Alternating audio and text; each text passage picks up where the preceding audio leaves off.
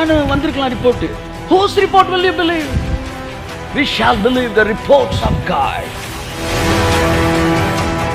Bible ரொம்ப தெளிவா சொல்லுது, வாதை உன் கூடாரத்துக்குள் அணுகவே.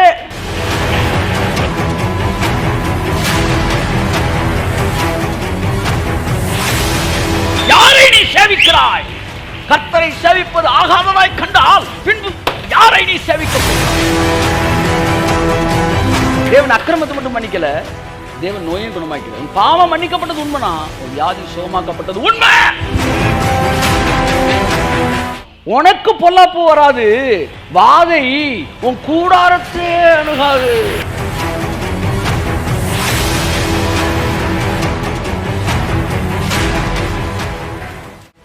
இயேசு கிறிஸ்துவின் நாமத்தால் இந்த ஞாயிற்றுக்கிழமை காலை ஆராதனைக்கு உங்கள் அன்புடன் வரவேற்கிறேன். கரங்களை தட்டி கர்த்தர் நன்றி சொல்லுவோம். ஆமென். ஞாயிற்றுக்கிழமை ஆராதனை என்பது ஒரு தேவனால் நமக்கு மனுக்குலத்திற்கு தேவன் அருளினா மிகப்பெரிய ஆசீர்வாதங்களிலே ஒன்று. 6 நாட்கள் இந்த உலகம் எதிர்மறையான காரியங்களையும் பொய்யான காரியங்களையும் சொல்லி கொண்டிருக்கிறது. ஆனால் 7ஆம் நாளிலோ நாம் வாரத்தின் முதல் நாளிலே தேவனிடத்திலிருந்து மெய்யான சத்தியத்தையும் நேர்மறையான வார்த்தைகளையும் கேட்பதற்கு, அந்த வார்த்தையின் மூலமாக நம்மை மறுரூபமாக்கிக் கொள்வதற்கு கர்த்தர் நமக்கு இந்த நாளை கொடுத்திருக்கிறார். கரங்களை தட்டி கர்த்தருக்கு நன்றி சொல்லுவோம். ஆமென், ஆமென், ஆமென். பாருங்க, வேதம் சொல்லுகிறது, கண்ணாடியிலே நாம் தேவனுடைய மகிமையை கண்டு, பைபிள் சொல்லுது வேத வசனம் என்பது கண்ணாடி. எங்கே இருக்கு? யாக்கோபு 1ஆம் அதிகாரம் 23ஆம் வசனம். ஒருவன் திருவசனத்தை கேட்டும் அதன்படி செய்யாதவனானால் கண்ணாடியிலே தன் சுவாப முகத்தை பார்க்கிற மனுஷனுக்கு ஒப்பாய் இருப்பான். கண்ணாடியிலே பாருங்க, வசனம் எதை சொல்லப்படுது? கண்ணாடி. கண்ணாடியை பார்த்த உடனே முதல் நீங்கள் என்ன செய்வீங்க? எதெல்லாம் செட் ஆகாமல் இருக்கோ அதெல்லாம் கண்ணாடியை பார்த்து செட் பண்ணிக்குவீங்க. கையை தட்டு நல்லா தட்டணும் மாறி. ஆமென். அப்போ கண்ணாடி எதற்கு பயன்படுகிறது? மனிதன் தன்னை அழகுபடுத்தி கொள்ளவும், குலைந்திருக்கிற அழகை சீர்படுத்தி கொள்ளவும். முகத்தை பார்க்குறீங்க, லைட்டாக ஃப்ரெஷ்ஷாக இல்லை, உடனே முகத்தை கழுவுறீங்க. இப்போ கண்ணாடி எதுக்கு பயன்படுது? உங்களுடைய சாயல் கலைஞ்சிருந்தா மறுபடியும் சரி பண்ணிக்க. கையத்தட்டு. ஆமென். அப்போ வேத வசனத்தை பார்க்குறப்ப பாருங்கள் சார், நீ வெளியில் சுற்றிட்டு வரீங்க, கலைஞ்சு போயிருக்கீங்க, கண்ணாடி அப்போ என்னடா அப்படி கலைஞ்சிருக்குன்னு செட் பண்ணுறீங்க முகத்தை. அப்படி தான் வெளியில் சுற்றுறீங்க, கொரானா வரானா திரானா என்னமோ சொல்லிகிட்டு இருக்கிறாங்க. ஒருவேளை நமக்கு வந்துருமோ கொண்டுருமோன்னு அப்படியே வந்துட்டு மெதுவாக கண்ணாடியை பார்த்தா வாதை உன் கூடாரத்தை. அப்படியா?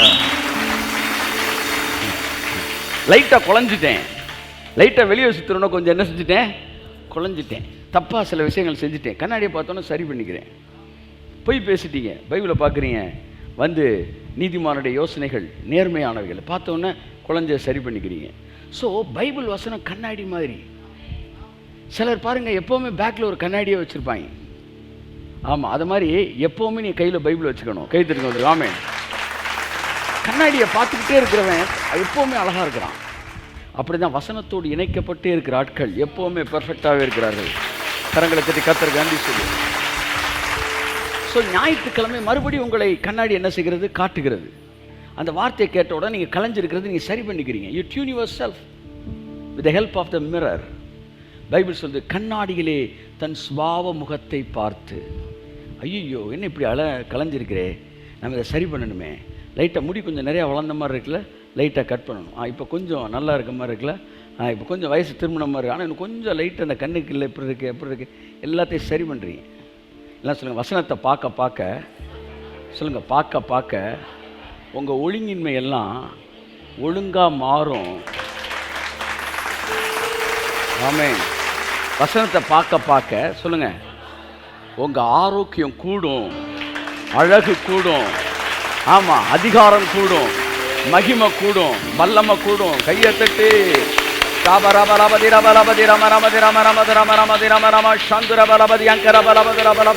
உனக்கு விரோதமாய் உருவாக்கப்படும் எந்த ஆயுதமும் அது வாய்க்காது. நீ டாக்டர் சொல்றாரு, இல்லை உங்க சிம்டம் சொல்லுது, ஏதாவது என்னமோ சொன்ன உடனே ஒருவேளை இதெல்லாம் நமக்கு வந்துருமோ அப்படின்னு நினச்சிக்கிட்டே என்ன செய்றீங்க? கண்ணாடியை பார்த்தா கண்ணாடி சொல்லுது, உனக்கு எதிராய் எழும்பும் ஆயுதம் வாய்க்காது, உனக்கு எதிராய் எழும்பும் நாவும் நிற்காது. திரும்ப, உனக்கு எதிராய் எழும்பும் ஆயுதம் வாய்க்காது. நல்ல சத்தமா கையை தட்டி.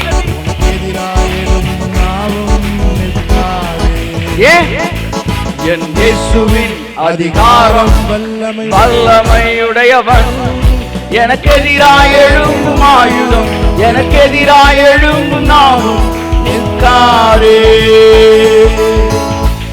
உன்னை என்ன பண்றேன் பாரு.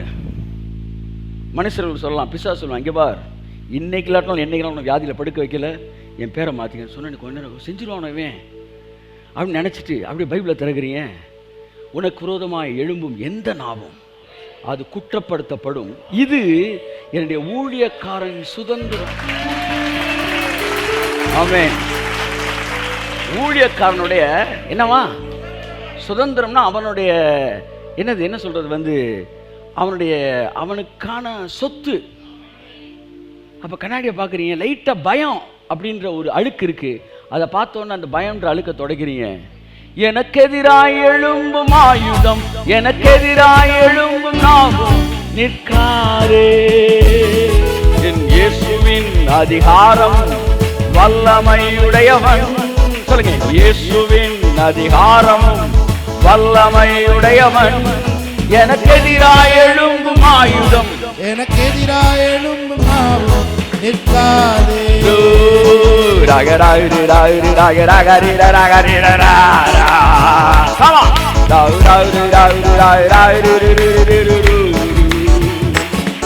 என் இயேசுவின் அதிகாரம் வல்லமையுடையவன், எனக்கு எதிராய் எழும்பும் ஆயுதம், எனக்கு எதிராய் எழும்பும் நாவும் நிற்காதே. How many of you want to dance with me? கையை தட்டி. சார், ஆனா எனக்கு லைட் அப்படி இருக்கு சார். நிற்காதே. இருக்கிற மாதிரி இருக்கும், ஆனா இருக்காது, இனிமே இருக்காது. சொல்லுங்க, நிற்காதே. எனக்கு எதிராய் எழும்பும் ஆயுதம் வாய்க்காதே, எனக்கு எதிராய் எழும்பும் நாவும் நிற்காதே. வாயை திறந்து சொல்லுங்க, எனக்கு எதிராய் எழும்பும் ஆயுதம் வாய்க்காதே, எனக்கு எதிராய் எழும்பும் நாவும். பயப்படாத. என் இயேசுவின் அதிகாரம் வல்லமையுடையவன், எனக்கு எதிராய் எழும்பும் ஆயுதம், எனக்கு எதிராய் எழும்பும் நாவும் நிற்காதே. கையை தட்டி. ஆமென், ஆமென், ஆமென். அன்புக்குரியவர்களே, வேத வசனம் என்பது கண்ணாடி. என்னது? கண்ணாடி. கண்ணாடி எதற்காக கொடுக்கப்படுகிறது? உங்கள் அலங்கோலங்களை எல்லாம் சொல்லுங்க அழகாய் மாற்றிக்கொள்வதற்கு. ஆமாம், எது குலைஞ்சிருக்குதோ அதை சரி பண்ணிக்கணும். அப்படியே பாருங்க, எல்லாருக்குமே குலையத்தான் செய்யும். ஏன்னா வெளியில் போகிறோம், பஸ்ஸில் போகிறோம், அங்கே போகிறோம், காரில் போகிறோம், வந்து முகம் கொஞ்சம் டல் அடிக்கிற மாதிரி இருக்குது, டக்குன்னு கண்ணாடியை பார்க்குறோம், பார்த்தா தான் தெரியும். சில நேரம் அழகாக இருக்கிறமே நினச்சிக்கிட்டு போவோம் பாருங்கள். என் கடைசியில் கண்ணாடியை பார்த்து தான் தெரியுது நீ இப்படி இருக்கிறோம் அப்படின்னு. உடனே சரி பண்ண வேண்டியிருக்கு. சில நேரம் பாருங்கள், நம்ம அசிங்கமாக இருக்குன்னு நினச்சிக்கிட்டே இருப்போம். அடுத்து அதுக்கும் கண்ணாடி தான் பயன்படுது. நான் பாவி, நான் அப்படி இப்படி. டக்குன்னு கண்ணாடியை பார்த்தா யாரும் அந்த பையன் இளைஞன் ஒருத்தர் அழகாக இருக்கேன், ஓ நம்ம மூவ் தானே. என் ஃப்ரெண்டு ஒருத்தர் அடிக்கடி சொல்லி வந்து, நாங்கள் எக்ஸிக்யூட்டிவ் சேவையில் பார்த்துக்கிட்டு இருக்கோம், கடையில் டீ வாங்கிட்டு டக்குன்னு அப்படி திரும்பி டிக்கெட்டில் பெரிய கண்ணாடி இருக்கேன், யார் அது? ஓ நான் தானே. என்னங்கடாடி. அந்த மாதிரி கண்ணாடி சில நேரம் நீங்கள் அசிங்கமாக இருக்க தான் நினச்சிக்கிட்டு பார்க்கும்போது அழகாக இருக்கே அப்படின்னு தோணும். நீங்கள் பாவின்னு நினச்சிக்கும்போது கண்ணாடியை பார்த்தா நீதிமா நல்லா தான் இருக்கிறோம். ஆமென். நீ நினச்சிக்கிட்டு இப்போ வந்து ஐயோ வியாதி இருக்குது, வியாதியில் ஒரு வேளை படுத்துருவோமோ அப்படின்னு பைபிள் சொல்லும். அவர்கள் பலவீனப்பட்டவன் ஒருவனும் இல்லை. சரி, நாங்கள் எல்லாம் சுகமாக தான் இருக்கோம், ஏதோ 1-2 பேர் அங்கே சுகமீனமடைய வாய்ப்புகள் இருக்கே, எல்லாரும் சொல்ல முடியாதே அப்படின்னு பைபிளை பார்க்கும்போது என்ன சொல்லுது? பைபிள் சொல்லுது, அவர்களில் பலவீனப்பட்டவன் ஒருவனும் இல்லை. வியாதிப்பட்டேன் என்று நகரவாசிகள் சொல்லுகிறதில்லை. அவர்களுடைய பாவங்கள் மன்னிக்கப்பட்டு இருக்கிறோம். என்ன சார் வியாதியை சொல்லிட்டு பாவத்தை பேசிக்கிட்டு இருக்கீங்க? சம்மந்தம் இல்லை. இல்லை சார், ஏன் அவர்கள் நகரவாசிகள் வியாதிப்பட்டேன்னு சொல்றது இல்லைன்னா, ஏன் உங்களுக்கு வியாதி வராயனா அவனுடைய பாவம் மன்னிக்கப்பட்டு இருக்கு. அதுக்கு தாயா நாங்கள் வியாதி பாவம் மன்னிக்கப்பட்டிருக்கு பேசுவோம். எதுக்கு? எக்ஸ்ட்ரா பாவம் செய்யறக்கா? இல்லை. எவன் தன்னுடைய பாவங்கள் மன்னிக்கப்பட்டிருக்கிறது என்ற உறுதியுடையவனாய் இருக்கிறானோ அவன் பலவீனப்பட்டேன் என்றும் வியாதிப்பட்டேன் என்றும் நகரவாசிகள் சொல்லுகிறதில்லை. ஸோ நகரவாசிகள் ஆரோக்கியமாக இருக்க வேண்டும் என்றால் அவர்கள் ஒன்றை கற்றுக்கொள்ள வேண்டும். என்ன சொல்லுங்க? எங்கள் பாவங்கள் மன்னிக்கப்பட்டு இருக்கிற. இதை மட்டுமே சொல்லிட்டுங்க, வியாதி உங்களுக்கு வராது. நன்று இருந்தாலும் நிற்காது, போயிடும். கை தட்டுன்னு வருது. ஸோ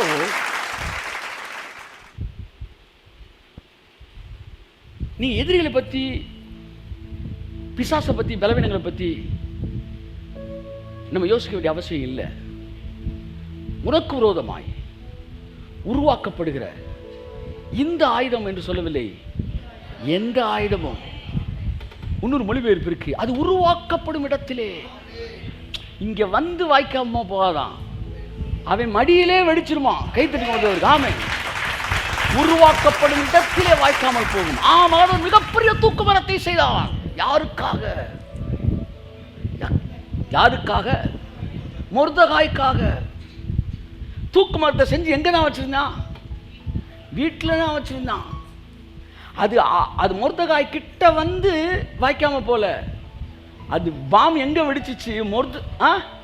மொர்தகாய் கிட்ட வந்து வெடிக்கல, ஆமான் வீட்டிலே வெடிச்சிச்சு. கையை தட்டு, கையை தட்டு. அது உருவாக்கப்படும் இடத்தில் வாய்க்காமல் போகும். அது உருவாக்கப்படும் இடத்தில் வாய்க்காமல் போகும். அது அங்கனுக்குள்ளே வெடிச்சிருமா. அதை உங்க வீட்டில் வந்து எவனாச்சும் வந்து கடையை விரிச்சான்னு வச்சுக்க, வேணாம் இங்கு அரசியல் பேசாதுன்னு ஒரு போர்டு போட்டிருப்பாங்கல்ல, அப்படிங்க போட்டு இங்கு ஊழியர்களை பற்றி பேசாதீர். ஏன்னா உன் சாபத்தில் அவன்லாம் சேர்ந்து உன் வீட்டில் சாபத்தை இறக்கி விட்டு போயிடுவான். அவனுக்கு டீயே போட்டு கொடுத்தீங்கன்னா அப்புறம் நீ. ஆமாம், இந்த ராஜீவ்காந்தி கொலை வழக்கில் ஒருத்தர் பிடிச்சேன். அவன் ஒன்றுமே செய்யலை சார், நான் ஒன்றுமே செய்யலை. என்ன செஞ்சானா, அவங்களுக்கு அந்த வெடிகுண்டு செஞ்சுக்கிறதுக்கு டீ முறுக்கு வாங்கி கொடுத்தான். சும்மா பேட்டரி வாங்கி கொடுத்துரு, இன்னும் டீ வாங்கி கொடுத்த முறுக்கு 50 பேருக்கு போட்டுட்டாங்க. ஒரு பிரைம் மினிஸ்டருக்கு எதிராகவே திட்டம் திட்டவனுக்கு முறுக்கு வாங்கி கொடுத்தவனுக்கு இந்த கதி என்றால், டீ போட்டு கொடுத்தவனுக்கு என்ன கதியாக இருக்கும்? அதான் நம்ம ஆளுக்கெல்லாம் ஒருவேளை மீறி பேசிட்டாங்க. போன உடனே நல்லா விநாயகில் தண்ணியில் கலக்கி தரையில் ஊற்றி என்ன செஞ்சிடணும்? டெட்டால் ஊற்றி கழுவிடணும். போயிடு. அதோட இயேசு நாமத்தில் விளக்கமாரி வெளியே ஒரு தட்டு தட்டி விளக்கமாரி வெளியே வச்சு, நவிய சாபம் நம்ம வீட்டுக்குள்ளே வந்துடக்கூடாது. ஆமேன்னு சொல்லுங்கள். பல வருஷங்களுக்கு முன்பாக கிறிஸ்தவ எதிர்ப்பு இயக்கத்தை சார்ந்த சிலர் கிறிஸ்துமஸ் அன்னைக்கு 2 குண்டு செஞ்சாங்க. 2 சர்ச்சில் வெடிக்க வைக்கிறீங்க. ஒரு சர்ச்சு 5 மணிக்கு சர்வீஸ் தொடங்கி 5:30க்கு முடியுது. இது 4 மணிக்கு 3 மணிக்கு தொடங்கி 5:30க்கு முடியுது. இன்னொரு சர்ச்சு 10 மணிக்கு தொடங்கி 12 மணிக்கு முடியுது. இவங்க 2 பேரும் வெடிகுண்டு செய்கிறதுல ரொம்ப, அந்த ஒருத்தன் வந்து எக்ஸலண்ட்டு, ரொம்ப எக்ஸ்பர்ட்டு. அவனை கூப்பிட்டு 2 குண்டு செய்கிறான். ஒன்று எத்தனைக்கு வெடிக்கணும்? Time bomb எத்தனைக்கு வெடிக்கணும்? 6 மணிக்கு வெடிக்கணும். இன்னொன்று 1 மணிக்கு வெடிக்கணும். சரியா? இவன் என்ன செஞ்சுட்டான்? ஒரு 3 மணிக்கு தொடங்கி 5 மணிக்கு முடியும் இந்த சர்ச்சு. 2 மணிக்கு ஃபிக்ஸ் பண்ணிட்டோம்னா, ஒரு 3 வந்து சர்ச்சு நடக்கும்போது ஃபிக்ஸ் பண்ணுறான். ஃபிக்ஸ் பண்ணிட்டா 6 மணிக்கு என்ன செஞ்சிடும்? மன்னிக்கவும், எத்தனை மணிக்கு வெடிக்கும்? மன்னிக்கவும், அதாவது 5 மணிக்கு வெடிக்கணும். 3 மணிக்கு 5 மணி சர்வீஸ் நடந்துக்கிட்டு இருக்கும்போதே வெடிக்கணும். 5 மணிக்கு வெடிக்கிற மாதிரி செட் பண்ணிட்டான். அடுத்ததை வந்து 1 மணிக்கு வெடிக்கிற குண்டை வந்து கையில் வச்சுட்டு போயிட்டுருக்கிறான். 5:30க்கு வந்து அது வெடிக்கணும். 5 மணிக்கு வெடிக்கணும். 5:30க்கு சர்வீஸ் முடியும். ஃபஸ்ட்டு சர்வீஸு 5:30க்கு முடியும். 5க்கு வெடிக்கணும். அடுத்து ஒரு 5க்கு ஒரு 20 கிலோமீட்டர் தள்ளி இன்னொரு இடம் இருக்குது. அந்த இடத்துல 1 மணிக்கு வெடிக்கிற குண்டை வச்சுட்டு போயிட்டுருக்கிறான். இந்த குண்டை வச்சுட்டான், ஃபிக்ஸ் பண்ணிட்டான். யாருக்கு தெரியாமல் டைம் ஆகாமல் பார்த்துக்கிட்டு இருக்கிறான். 4:55, 56, 57, 58, 59 சர்ச்சில் ஃபஸ்ட்டு குண்டு வெடிக்கணும் அப்படின்னு 5 அப்படின்னு ஒன்று மடியில் இருக்க குண்டு வெடிச்சிருச்சு. குண்டோட செத்து போயிட்டாங்க சார். என்னடான்னா குண்டை மாற்றி வச்சுட்டான். எனக்கு எதிராக எழும்பும் ஆயுதம் வாய்க்காதே, எனக்கு எதிராக எழும்பும் நாவும் நிற்காதே. இயேசுவின் அதிகாரம் வல்லமை உடையவர். எனக்கு எதிராக எழும்பும் ஆயுதம், எனக்கு எதிராக எழும்பும் நாவும் நிற்காதே. 5 மணிக்கு இவன் குண்டு வெடிச்சிச்சு, ஆள் காலி. அடுத்து இவன் வச்ச குண்டு 1 மணிக்கு வெடிக்கிற குண்டு. அவன் 5:30 மணிக்கு 6 மணிக்கு சர்வீஸ் முடிச்சு அவன் வீட்டில் போய் தூங்கிட்டாங்க. கடைசியில் அது வெடிச்சிருச்சு. ஆனால் வெடிக்கும்போது அங்கே யாருமே இல்லை. அந்த சைடு சோறு மட்டும் காணாமல் போய் அப்படியே இடிஞ்சு கிடக்கு. ஒரு உயிர் சேதம் ஏற்படலை. குண்டு செய்கிறவன் எவ்வளவு தெளிவானவனாக இருந்தாலும், ஆமாம், குதிரை யுத்த நாள் காயத்தப்பட்டாலும் ஜெயங்கர்த்தராக தந்தார். அதனால் நான் சொல்கிறேன், உனக்கு எதிராக உருவாக்கப்படுகிற எந்த ஆயுதமும் அது உருவாக்கப்படும் இடத்தில் வாய்க்காமல் போகும், அந்த இடத்துல வெடிக்கும். அவன் வெட்டின குழியில் தானே விழுவான். That is what the curse made by your enemies for themselves. உங்கள் எதிரிகளுக்கு எதிராக உருவாக்கப்பட்ட அந்த சாபம் எதிரிகளுக்கு தேவன் உருவாக்கினதல்ல, அவர்கள் தனக்காக அவர்களே உருவாக்கினது. தேவனால சாபம், தேவன்கிட்ட வந்து வியாதி இல்லை, ஏன்னா அவரை தர முடியாது. உங்களை அடிக்கணும்னா என்ன செய்ய முடியாது. அவன் நன்மையான எந்த இவும் பூரணமானதான் பரலத்திலிருந்து வருது. ஆனால் அங்கேருந்து நெகட்டிவ் எதுவும் கிடையாது. அப்போ எந்த நெகட்டிவ் வச்சு அவனை காலி பண்ணுறாரு? அவன் குண்டை வச்சு தான். அவர் சொல்லுவார், நான் என் கை சுத்தமானதுப்பா, குண்டு நீ செஞ்சதுப்பா, சாபம் அது நீ செஞ்சது, குழி அது நீ வெட்டினது. இப்போ நீ நான் விழுந்திருக்க குழி, ஆமாம் நீ தான் வெட்டினது. ஐயா நான் செஞ்சு தூக்கும் போகிறோம், நீ தான் செஞ்சது. அப்போ என்ன அவனுக்கு நடக்கும்? அவன் என்ன நடக்கணும்னு நினைக்கிறானோ அது 5 அடிக்கு குழி தோணுனா எந்த குழியெல்லாம் விழ போகிறான்? அதே 60 அடிக்கு தோணுனா ரொம்ப தெளிவானவர். ஆமாம், அவர் 60 அடியில் விழ போகிறாரு. உனக்கு எதிராக என்ன திட்டம் போடப்படுகிறதோ அந்த திட்டம் தான் அவர்களுக்கு விரோதமாய் திரும்ப போடுகிறது. அந்த பைபிள் சொல்றது வந்து மொர்தெகாய்க்கு முன்பாக அவர்கள் திட்டங்கள் தீட்டினார்கள். எஸ்தர் யூதர்களுக்கு முன்பாக திட்டம் தீட்டினார்கள். பைபிள் சொல்றது tables were turned. என்ன நடந்துச்சு? ஆமாம், அந்த பக்கம் ஃபுல்லாக எதிரிகள் உட்காந்துருக்காங்க. என்ன செய்கிறாங்க? அழகாக கிளாஸ் எடுக்கிறாங்க. இந்த பக்கம் ஃபுல்லாக நம்ம ஆட்கள் உட்காந்துருக்கிறாங்க. நமக்கு கிளாஸை வரிசையாக வைக்கிறாங்க. அங்கே என்ன திராட்சை ரசம் பரிமாறப்படுகிறது. அவர்களுக்கு சுத்தமான திராட்சை ரசத்தை ஊற்றுறாரு. யாரு? எதிரிகள் ஊற்றும் போது அவங்களுக்கு சுத்தமான ஊற்றி நமக்கு விஷம் கலந்தது ஊற்றுறாங்க. கர்த்தர் பார்த்துக்கிட்டே இருக்காரு. ஜெபி, ஆண்டவரே இப்படி விஷம் கலந்து ஊற்றுறானே, நீ அவங்க சும்மா இருக்கீங்களா? இருறா ஃபுல்லாக ஊற்றட்டுனார். விஷத்தை கலக்குறாங்க. அப்பவும் அமைதியாக தான் இருக்கிறாரு. இன்னும் ஒரு ஸ்பூன் போடலாம், போட்டு கட்டுறாரு. நல்லா ஸ்ட்ராங்காக வந்து கான்சன்ட்ரேட்டாக கலக்குறாங்க. கலக்கி ஊற்றுறாங்க. இவர் அமைதியாக தான் இருக்கிறாரு. உடனே okay let us start the வந்து வாட்ஸ் தட் டின்னரா party, let us start the party அப்படின்னா ஒரு நிமிஷம் அப்படின்றார் கர்த்தர். என்ன அப்படின்றாங்க? அப்படியே டேபிளை மட்டும் திருப்புன்றாரு.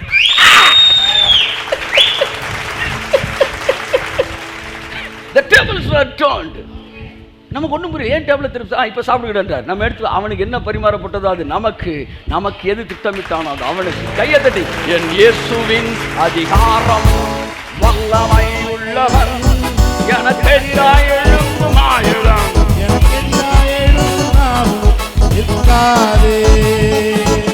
நீங்கள் அரசு அலுவலகங்களில் வேலை செய்கிறவராக இருக்கலாம், இல்லை பிரைவேட் கம்பெனியில் வேலை பார்க்குறவங்களா இருக்கலாம். உங்களுக்கு எதிராக நிறைய பேர் வேலை பார்ப்பாங்க. பாருங்க, பாலிடிக்ஸை நீங்கள் ரியலாக பார்க்கணும்னா செக்குலர் ஜோனில் தான் பார்க்க முடியும். எப்படி திட்டம் போடுவாங்கன்றீங்க? ஆமாம், தூங்கி எந்திரிக்கிறதுக்குள்ளே வந்து காலை கழட்டிட்டு போடுவாங்க சார். ரொம்ப மோசமான குரூப்பாக இருக்கிறாங்க, வந்து ரொம்ப டேஞ்சரஸ் குரூப் சார். அப்போ செக்குலர் வேர்ல்டுக்குள்ளே போனால் அது ரொம்ப பொல்யூட்டட். உங்களை அழிக்கிறதுக்கு திட்டமிடுவார்கள். அதுவும் கவர்மெண்ட் ஜாபு. அப்போ தான் நினச்சேன், வந்து சின்ன போஸ்ட்டுக்கே இப்படி சண்டை போடுறாங்கன்னா அப்போ சிஎம் போஸ்ட்லாம் எவ்வளோ பெரிய போஸ்ட்டு. அப்போ காலில் எவ்வளோ வேணும்? டயர் காரையே நக்கணும், டயரே நக்கலாமே. ஏன்னா இந்த போஸ்ட்டுக்கே ஒருத்தர் இப்படி குதிக்கிறான்னா அப்போ சிஎம் போஸ்ட்டுக்கு ஏன் செய்ய மாட்டாங்க? செய்வாங்க. நீ நினைக்கிற அசால்ட்டை காலில் விழு என்ன பவர் தெரியுமா? அப்போ உலகம் வந்து பொல்யூட் ஆகியிருக்கு. தேவ பிள்ளையாகி நீ வேலை செய்கிற இடத்துல உனக்கு எதிராக திட்டம் போடலாம், உனக்கு எதிராக தீங்கு நினைக்கலாம், கூடி பேசலாம், உனக்கு எதிராக மனு போடலாம், உனக்கு எதிராக வந்து மார்ஃபிங் பண்ணப்பட்ட வீடியோஸ் போடலாம், உனக்கு எதிராக வந்து டூப்ளிகேட் பண்ணப்பட்ட ஆடியோஸ் போடலாம், உனக்கு எதிராக வந்து வந்து வந்து எழுத்துக்கள் கையெழுத்துக்கள் எழுதி போடலாம். What ever it may be. பயப்படாத. உனக்கு எதிராக எழும்பும் ஆயுதம், உனக்கு எதிராக எழும்பும் நாவும். உன்னை பற்றி குறை சொல்லலாம். அவருடைய பிரசங்கம் இப்பெல்லாம் முன்னாடி மாதிரி கிடையாது சார். அவர் கொஞ்சம் கிறுக்கு பிடிச்சிருக்கு சார். அதனால் வந்து அன்புள்ள தங்கைகளே, உங்கள் காணிக்கைகள் எல்லாம் நீங்கள் என்னோட சேர்ந்து அனுப்பாதேன்னு சொன்னால் நீ அனுப்பாமல் இருக்க மாட்டேன், என்னை பிசாசு. அதனால் வேறு ஏதாச்சும் 4 அட்ரஸை கொடுத்து வாங்க நம்ம அதுக்கு நேரம் அனுப்புன்னு சொல்லி இப்படி உட்காந்து, அதாவது பிசாசு முத எதை பேசி ஸ்பிரிச்சுவாலிட்டி தான் பேசிச்சு. முத பிசாசு சினிமா பற்றி பேசலை, சினிமா விமர்சனமாக பேசினா புதுசு. பிசாசு முதல்ல பேசும்போது தேவனை போல் மாறுவது அப்படின்ற ஒரு சப்ஜெக்டை குலைக்கிறதுக்கு தான் வரான். அப்போ டெவில் எப்போவுமே ஸ்பிரிச்சுவாலிட்டி பேசுவான். பேசி கூட இருக்கிறவனெல்லாம் முட்டாளாக்கி உங்கள் ஆசீர்வாதத்தை கூட தடுத்துருக்கலாம். ஆனால் ஒன்னே ஒன்று சொல்கிறேன், என் இயேசுவின் அதிகாரம் வல்லமை உள்ளவன், எனக்கு எதிராக எழும்பும் ஆயுதம், எனக்கு எதிராக எழும்பும் நாவும் நிற்காதே. இம்மார்டாலிட்டி பேசும்போது நிறைய பேர் வந்து என்ன பேசுறீங்க, தப்பு பேசுறீங்க, மன்னிப்பு கேட்கணும் நீங்கள் அப்படின்னா. எதுக்கு மன்னிப்பு கேட்கணுமா? யார் நம்ம இவனை சாக்ரட்டிஸை சொன்னாங்க, நீ பேசலாம் தப்புன்னு சொல்லி மன்னிப்பு கேளு, அதெல்லாம் பொய்ன்னு சொல்லி ஒத்துக்க, விஷத்தை குடிச்சு சாகு. ஏண்டா விஷத்தை குடிச்சு சாகுறதுக்கு, அது பொய்ன்னு சொல்லிட்டு உயிரோடு இருக்கிறதுக்கு விஷத்தை குடிச்சு செத்துருவேன்டா நான். நீ எல்லாம் சொல்கிறன்ட்டு வந்து பொய்யிட்டு நான் மன்னிப்பு கேட்கறதுக்கு நான் விஷத்தை கொடுத்து செத்துருவேன். உலகத்தான விஷத்தை குடிச்சு செத்துட்டான். சத்தியத்தை எப்படி போயிட்டு நீ காலையில் இம்மார்டாலிட்டியை கிடையாதுன்னு பேசிக்கிட்டு இருக்கிறாங்க. ஆனால் நீ காலையில் என்ன எடுத்துக்கிட்டு இருக்கிறேன்? ஐ திங்க் நீதியின் பாதையில் ஜீவன் உண்டு. நீதிமொழிகள் 12ஆம் அதிகாரம் 28ஆம் வசனம். நீதியின் பாதையில் ஜீவன் உண்டு, அந்த பாதையில் மரணம் இல்லை. In the paths of righteous, நீதியின் பாதையில் there is life, along with that immortality. அது என்ன போட்டிருக்கு? நீதியின் பாதையில் ஜீவன் இருக்கு, அந்த பாதையில் இம்மார்டாலிட்டி இருக்கு. கையை தட்டு. இம்மார்டாலிட்டி இல்லைன்னு பேசுறவங்க நேராக பைபிளுக்கு வா. In the way of righteousness there is life, along that path is immortality. கையை தட்டு, நல்லா தட்டு, நல்லா தட்டு, நல்லா தட்டு. நான் சொல்லல, பைபிள் சொல்லுது. அந்த பாதையில இம்மார்டாலிட்டி இருக்கு. நீதியின் பாதையில் சாகாம இருக்கிறது. கரங்களை தட்டு. ஷாபாலாபரி பாலாபரி பாலாபரி பாலாபரி பாலாபரி பாலாபரி பாலாபரி பாலபோ ஷாந்துர பரபரியா கரபரபரபரப. அதுல வந்து ஒரு பெரிய பைபிளை படிக்காதவங்க கூட நாங்கள் ஜெபிச்சு தான் சார் முடிவு எடுக்கணும். என்னது மண்டையில் போட வசனம். பிரசங்கத்தை ஆரம்பித்து 3 வருஷம் ஆச்சு இம்மார்டாலிட்டி பேசி. 3 வருஷம் கழித்து நீ வசனத்தை பார்த்து இன்றைக்கி நீ வேலையை தொடங்கி என்னைக்கு நீ போய் கரை சேர்றது? சொன்ன உடனே தாழ்மையோட என்ன செஞ்சுக்க, ஏற்றுக்க. இன்றைக்கி வசனத்தை பார்த்துட்டு இது 3 வருஷத்துக்கு இப்போ நீ பண்ண கிரிட்டிசிஸில் என்ன பண்ண போகிற? இந்த 3 வருஷத்துக்கு அவர் சொன்ன அந்த பாஸ் இந்த பாஸ் சொன்னான்னு சொன்னியே, பரலோகத்தில் நுழையும் போது பாஸ்ட்டாக வந்து நிற்பார். வசனம் தானே நிற்கும். ஆமாம், இந்த வசனம் தானே நியாயம் இருக்கும். அப்போ வசனம் சொல்லி இம்மார்டாலிட்டி இருக்குன்னு எங்கள் பாஸ்டர் இல்லைன்னாரு, நறுக்குன்னு கொட்டப்போ. எங்கள் பாஸ்டர் சொன்னார், அவரை போய் கேளு, இந்த உள்ளே போகிறேன். அவர் உள்ள இல்லை, அவர் அங்கே இருக்கார். போ, follow the word of God, not your pastors. அவர் தமிழ்நாட்டில் பெரிய சர்ச் வச்சவராக இருக்கலாம், இந்தியாவிலே பெரிய சர்ச் இருக்கிறவராக இருக்கலாம். ஆனால் வசனம் சொன்னது இல்லைன்னாருன்னா அவர்களை குறித்து எனக்கு கவலை இல்லை. பவுல் சொல்றான், அவர்கள் யாராயிருந்தாலும் அவர்களை குறித்து எனக்கு கவலை இல்லை. கையை தட்டு. ஆமென். Along that path is immortality. நீதியின் பாதையில் இந்த மாதம் எடுத்தங்க, அவர் உன்னை நீதியின் பாதையில் நடத்துவார் அப்படின்னு. ஆமாம், அதை கண்டினியூ பண்ணி மெடிடேட் பண்ணி இன்னைக்கு பார்க்குறேன். நீதியின் பாதையில் என்ன இருக்கு ஆண்டவர் என்றேன். நீதியின் பாதையில் நடத்துவேன்னு என்னன்னு அர்த்தம்? நீதியின் பாதையில் இம்மார்டாலிட்டி இருக்குடா. அப்ப என்ன பாதையில் நடத்த போறாரு? இம்மார்டாலிட்டி பாதையில் நடத்த போறாரு. உனக்கு எதிராய் எழும்பும் ஆயுதம்,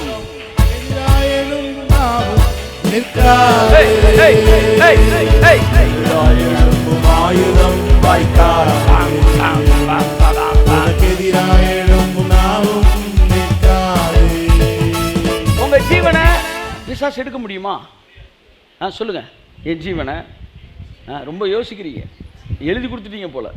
சொல்லுங்க, என் ஜீவனை பிசாசு நினைக்கிற நேரத்தில் என்கிட்ட வந்து எடுக்க முடியாது. ஏன்னா என் ஜீவனு என்கிட்ட இல்லை. கையில் செக் பண்ணுறாங்க, என்கிட்ட இல்லை சார். எங்கிட்ட கையை விட்டாலும் இல்லை. உங்க ஜீவன் எங்க இருக்கு? எனது ஜீவன் கிறிஸ்துவுடனே கூட தேவனுக்குள் மறைந்திருக்கு. கையை தட்டு, கையை தட்டு, கையை தட்டு. எனது ஜீவன் கிறிஸ்துவுடனே கூட தேவனுக்குள் மறைந்திருக்கிறது. ஆமென்.